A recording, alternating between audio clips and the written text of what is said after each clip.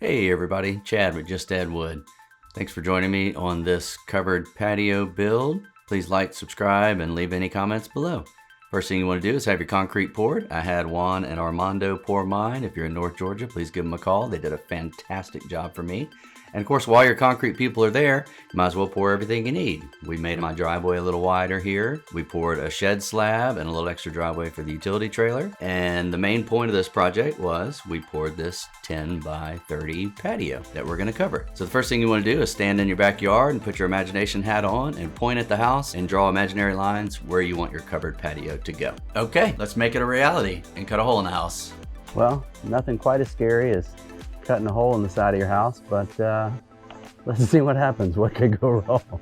Now I happen to have cement siding, which takes a long time to cut, unfortunately.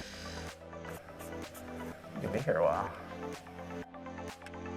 But you definitely want to remove all the siding to be able to bolt your ledger boards to the house. You can bolt your ledger boards onto the siding and through to the studs, but I wanted to go ahead and remove the siding so that my ledger boards fit flush against the wall. Then of course you have to take a kitty cat break anytime the kitty cat wants attention. Well, I'm glad that chore is done. It's a very messy process, but now that that's done, we can pluck the siding off of the house to bolt the ledger boards directly to the house without the siding being in the way. All right, so I removed the last pieces of the siding that we cut out of the way. Then you're gonna wanna install some flashing to make sure this roof doesn't leak. So the first thing you do is install a piece of Z flashing at the bottom of your opening. Then you're gonna install a flat flashing underneath the siding above that falls into this Z flashing. There it is there. So once that's installed, that's several inches behind that top piece of siding, and then it cascades down into the Z flashing. So if any water gets behind there, it will leak into the Z flashing and out of the wall. So you're gonna wanna go ahead and cut all your ledger boards to the predetermined lengths so that they start and stop on a stud, every one of them. Then put your imagination hat back on, point at the house, and show where you're gonna install the ledger boards. Now, because I'm working solo and I'm gonna be on top of a ladder, holding this against the house, trying to attach it and trying to level it, I'm gonna set it on this 1/4" spacer, hold it against the house with one hand, drive a nail in the center of it, and that should hold it up there well enough while I try to level it, so that if it's out of level a little bit, I can rock it left to right before I attach it to the house.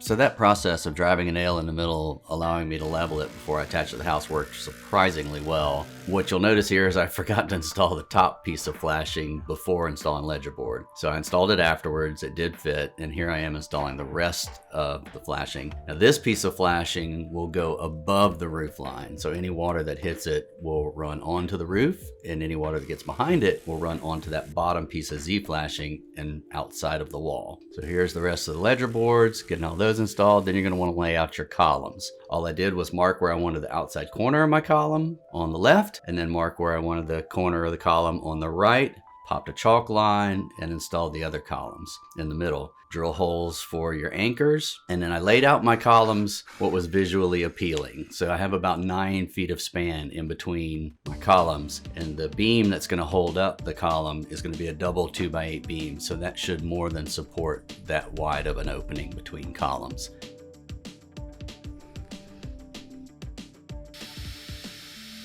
Speaking of columns, I'm using pressure treated 6x6s for the columns, and anytime you buy lumber, you need to square up the ends before doing anything else. On the top end, I'm gonna cut a pocket in. I'm gonna remove this piece so that I can rest the double 2x8 beam in this pocket on the top of the column. Let me twist the camera kind of sideways and show you what I'm talking about. So if you imagine these two little pieces of 2x8 are my beam, that's the orientation they'll be resting in.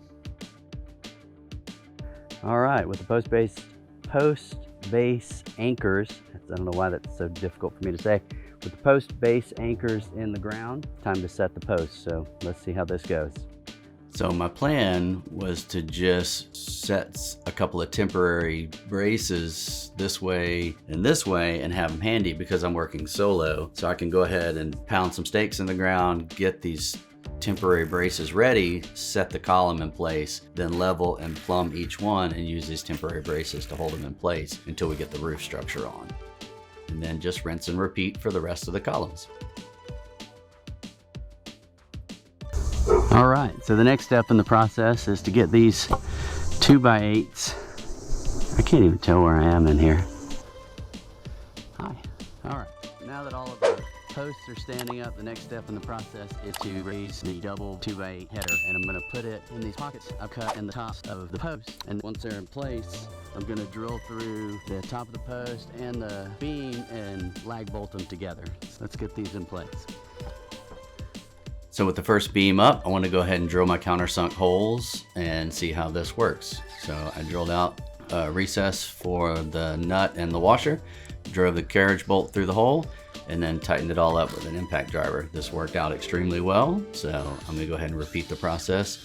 Each beam gets 2 holes on each end, so there's 1,000,001 holes to drill. And through movie magic, it only took 0.2 seconds. And once all the holes are drilled, we can go ahead and install the rest of our double 2x8 beams and get the holes drilled through them and move on to the roof. Didn't have the sound on. Let's try this again.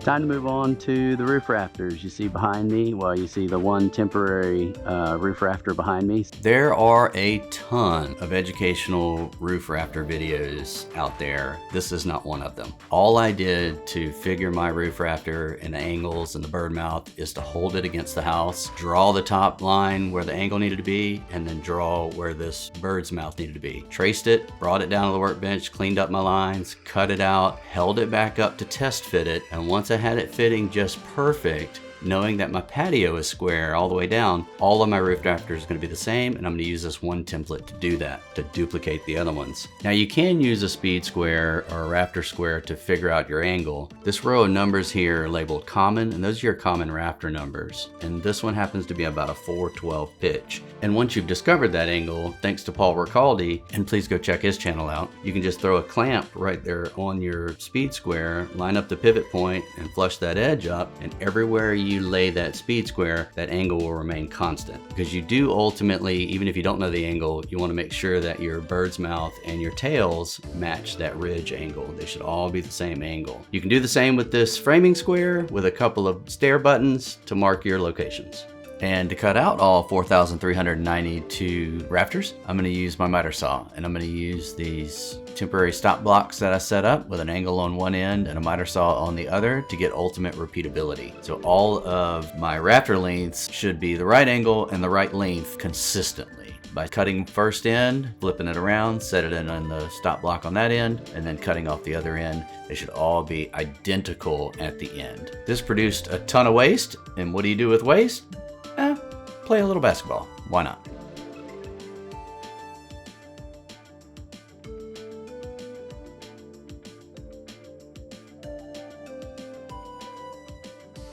Once all the tops and tails were cut and all the shots missed, I went back and cut all the birds' mouths on all the rafters as well. Here I'm just measuring 24 inches on center and marking where the rafter is going to go on the ridge. And then while I've got all these rafters stacked up, I thought it would be easier to drill the holes for wires later while they're stacked up rather than drilling individual holes over my head.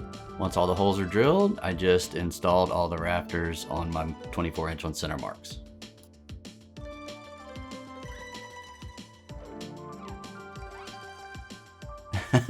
And I just couldn't help myself. I had to take a break and admire my handiwork.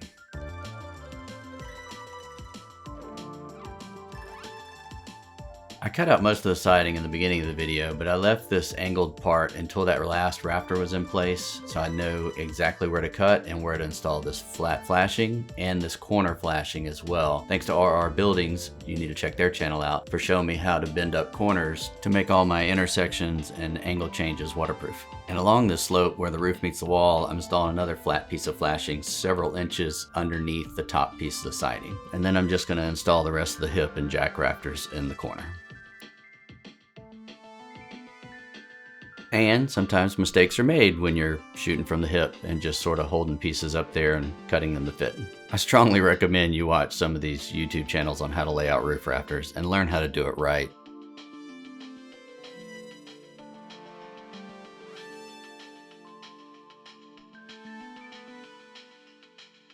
With all the roof framing completed, it's time for the plywood, and I am using actual plywood instead of OSB, and it is slightly thicker since I went with 24 inch on center for my framing, so you do want a little thicker plywood on top.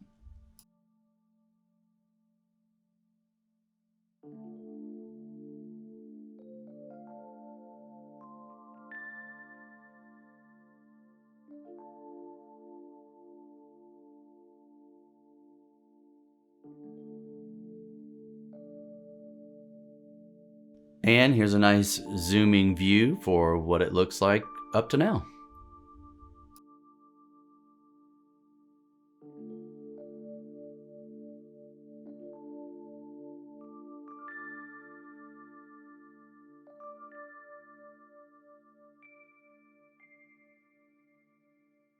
One last little piece of plywood we need to put in. And then we can cut all the tails off and cut all the plywood off flush with the tails.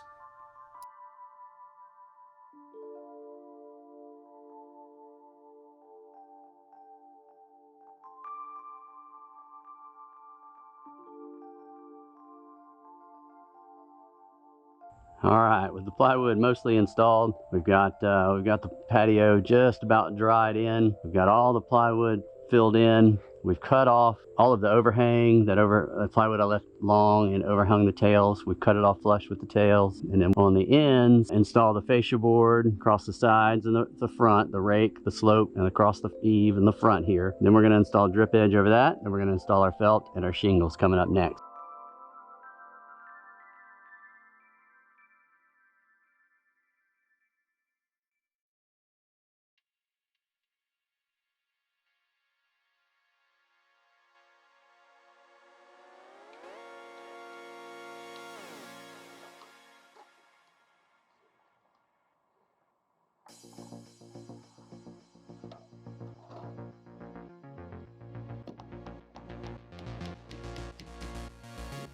Yay, tar paper. All right, roof is officially dried in at this point. We've installed all of the felt, the tar paper is 15-pound felt, and we've overlapped all of the edges.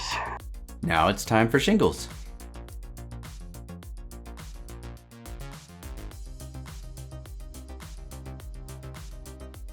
All right, so with the roof dried in, with felt paper, tar paper, you put the shingles on. And you start putting shingles on by staggering your first few rows. You start with a full piece, and then you cut a few inches off the next piece, you cut a few inches off the next piece, then you cut a few inches off the next piece. And so you stagger so none of your seams line up.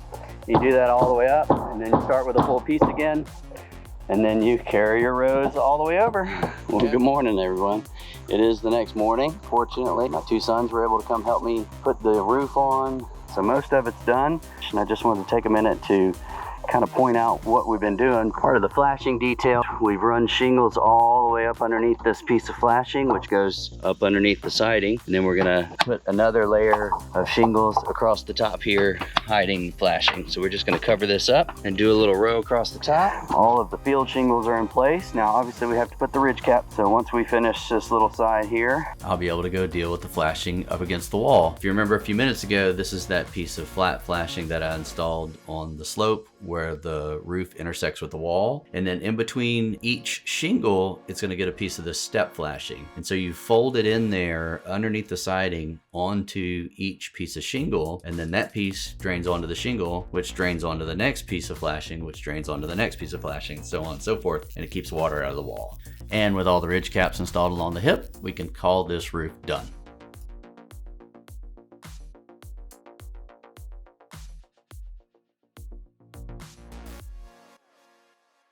And here's sort of another overview of where we're at. As we walk underneath the patio here, you can see where I've laid blue tape, painter's tape out. I've laid the lights out. I've put blue tape to mark where I want the lights to go. So I'm using a canless LED light, and I'm gonna install 3 ceiling fans. So there's gonna be 3 ceiling fan boxes and about a dozen canless LED lights. And I'll show you the exact light I'm using in just a moment. But to show you the layout that I have envisioned, we'll start on the inside. And what used to be 2 normal switches, one for a foyer and one for an exterior carriage light by the back door, typical of most US homes, I swapped that single switch for a double stack switch. Then I fished extra wires up into the wall and replaced what used to be a carriage light fixture, a round fixture, with this square cut-in box that's gonna house an always hot outlet so we can hang party lights. And so the wires will come up from the switch, and we'll have a switch leg for the lights, and we'll have a switch leg for the fans and then an always hot receptacle that we're just going to install a smart switch on to hook up to the OK Google or Amazon or whatever to control the party lights. And with the fan boxes installed, I can run all the wires through the holes that, if you'll recall, I drilled while the joists were sitting on the workbenches. Now I did have to install a few more holes where needed, but the majority of the holes were already in place before we installed these joists.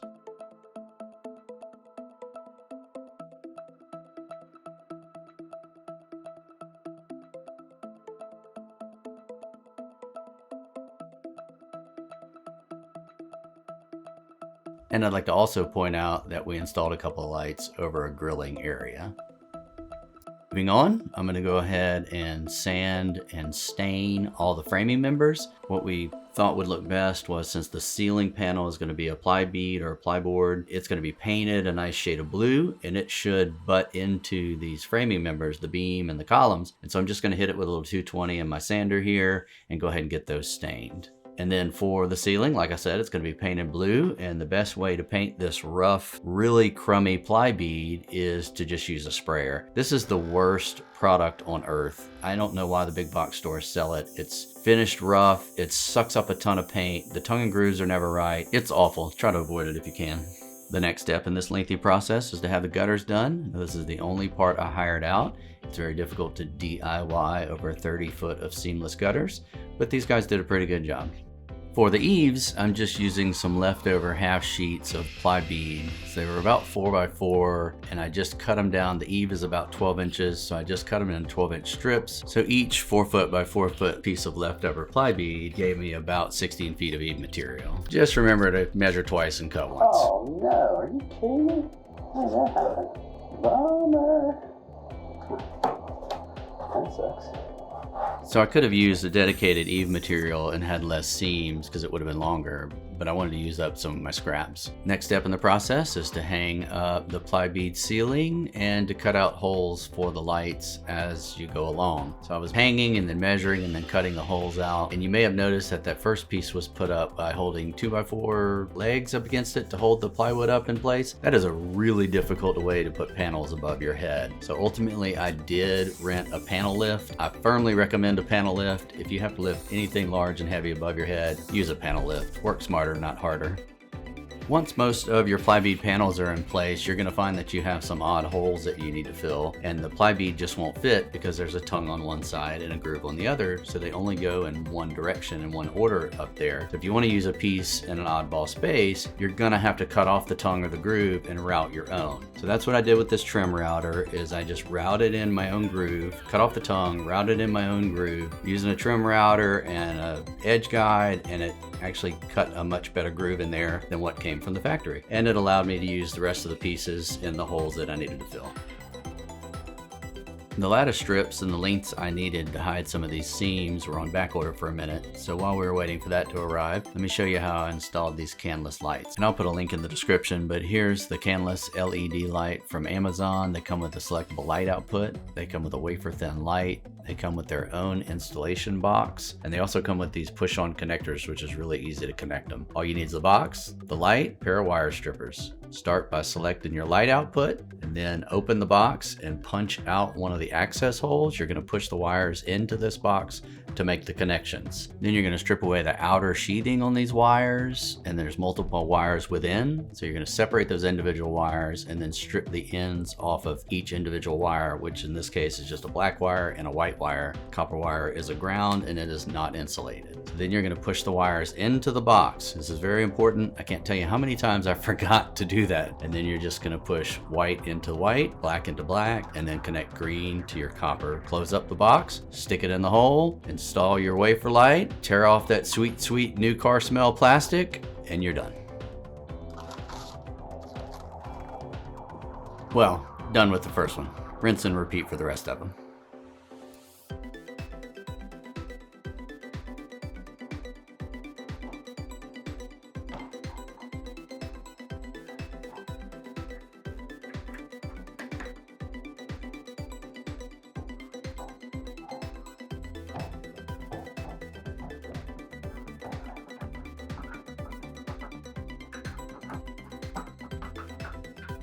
Now that I'm done helping myself install all of the canvas LED lights, hey, what are you gonna do? It's hard to find good help these days. It's time for a little touch-up paint. Pro tip here, I'm only having to do touch-up paint because I painted most of the pieces while they were laying on the ground. So it was much easier to do than to paint them entirely while they're over my head. Speaking of painting, one of the last things to do is to paint the lattice strips that have finally come in and get them hung up. And then that's only going to leave the ceiling fans to be installed. Okay, well, you've all been waiting 20 plus minutes to see this. My wife's been waiting months. I present you the finished covered patio. Well, the almost finished covered patio. The ceiling fan down rods were still on back order at this point. We were asked to host a wedding at the last minute, so that provided the final push to get it completed. So we got it all knocked out, all cleaned up and put together. Rented a few heaters and a few chairs, had a beautiful wedding. It was a wonderful time. We added some lights off to the side for a little grilling area there. We also added party lights. Between the party lights and the canvas LED lights and the lights on the fans, we have plenty of lighting options and mood lighting. The fans should keep it really cool during the summer. It just turns out it's a very, very comfortable space. We really enjoyed it so far, and we look forward to using it extensively this summer. Everybody keeps asking me, what did it cost? I think it's just shy of $5,000 in materials, including the portion of the concrete that went towards the patio. But bear in mind that this project started at the height of the lumber shortage and the extremely high prices. You know, this is a project of love. It's a DIY project. My sons were able to help out a little bit, but it took several months to get it built, and I don't charge for my labor. Would I do it again? Absolutely. This is a very rewarding project. I think it turned out just fine, and we look forward to using it in the future. Please subscribe, like, thumbs up, follow, whatever it's called, and leave any comments below. I look forward to hearing from you. Hope you enjoyed the video as much as I enjoyed making it. Thanks.